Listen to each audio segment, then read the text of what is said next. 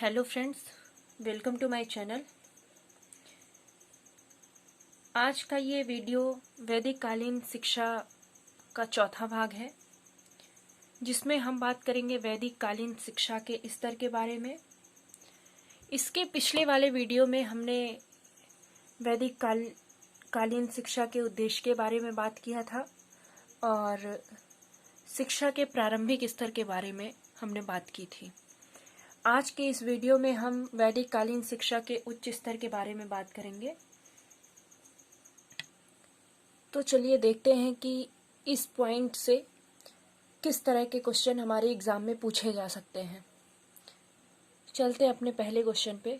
पहला क्वेश्चन है, वैदिक काल में विभिन्न विषयों के लिए शिक्षा केंद्र थे। तो इसमें अलग अलग विषयों के लिए अलग अलग शिक्षा केंद्र थे। जैसे संस्कृत की शिक्षा के लिए जो केंद्र हुआ करता था, शिक्षा का केंद्र था, उसका नाम था टोल। वेदों की शिक्षा के लिए जो शिक्षा केंद्र थे उनका नाम था चरण। धर्म एवं दर्शन की शिक्षा के लिए घटिका, परिषद, विद्यापीठ आदि इनमें धर्म एवं दर्शन की शिक्षा दी जाती थी। सेकंड क्वेश्चन है, गुरुकुल में प्रवेश से पूर्व बच्चों का कौन सा संस्कार करवाया जाता था।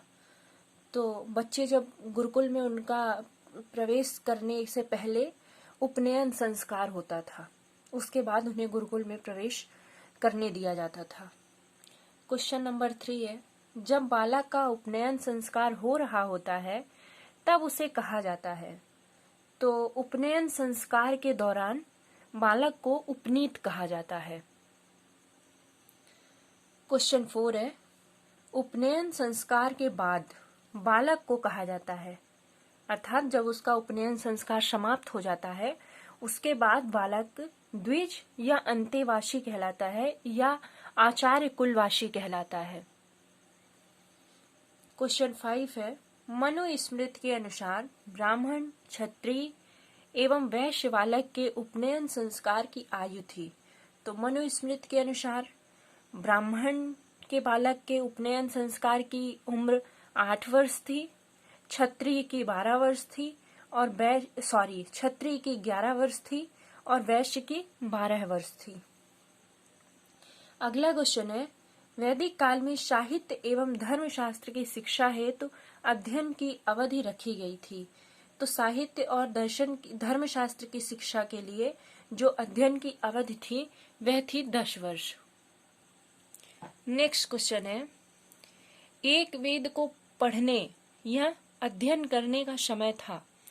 तो एक वेद को जो अध्ययन करने में समय लगता था वह था 12 वर्ष निर्धारित किया गया था और इसी तरह चारों वेदों के अध्ययन के लिए 48 वर्ष समय था।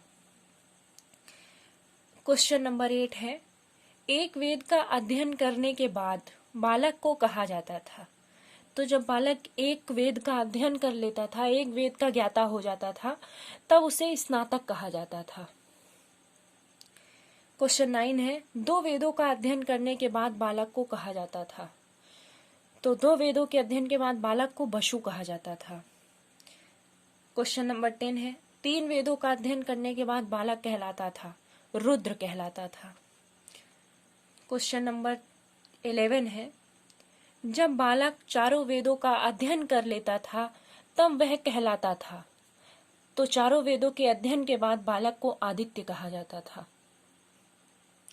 नेक्स्ट क्वेश्चन है, वैदिक कालीन शिक्षा में पाठ्यक्रम को कितने भागों में वर्गीकृत किया गया था। तो इस वैदिक कालीन शिक्षा के अंतर्गत पाठ्यक्रम को 2 भागों में वर्गीकृत किया गया था, परा और अपरा। ये मैं अपने पहले वीडियो में आप लोगों को बता चुकी हूँ कि परा क्या होता था और अपरा क्या होता था। तो परा में वेद, पुराण, दर्शन, उपनिषद आदि धार्मिक विषयों की शिक्षा दी जाती थी और अपरा जो था उसमें इतिहास, अर्थशास्त्र, ज्योतिष शास्त्र, शिल्पकला या चिकित्सा, भूगर्भ शास्त्र, इन सारे विषयों की शिक्षा दी जाती थी, अर्थात ऐसे विषय जिनका संबंध इस लोक से होता था उनकी शिक्षा अपरा के अंतर्गत दी जाती थी। क्वेश्चन नंबर 13 है, वैदिक काल में शिक्षण सत्र की शुरुआत होती थी। तो इसमें शिक्षण सत्र की शुरुआत श्रावण मास की पूर्णिमा को होती थी। नेक्स्ट क्वेश्चन है, शिक्षण सत्र की शुरुआत किस समारोह के द्वारा होती थी? या इसको इस तरह कहें कि जब शिक्षण सत्र की शुरुआत की जाती थी तो उस दौरान कौन से समारोह का आयोजन किया जाता था? तो वो है उपाकर्मण समारोह। इस समारोह के द्वारा शिक्षण सत्र की शुरुआत होती थी। नेक्स्ट क्वेश्चन है, शिक्षण सत्र का समापन किया जाता था तो वो था पौष माह की पूर्णिमा को। अगला क्वेश्चन है, शिक्षण सत्र का समापन किस समारोह द्वारा किया जाता था? तो ये उत्सर्जनम समारोह के द्वारा शिक्षण सत्र का समापन कर दिया जाता था। क्वेश्चन नंबर 17 है, छात्र जीवन की समाप्ति के पश्चात जब छात्र अपने घर लौटने लगता था तब बालक का कौन सा संस्कार करवाया जाता था? तो ये होता था समावर्तन संस्कार।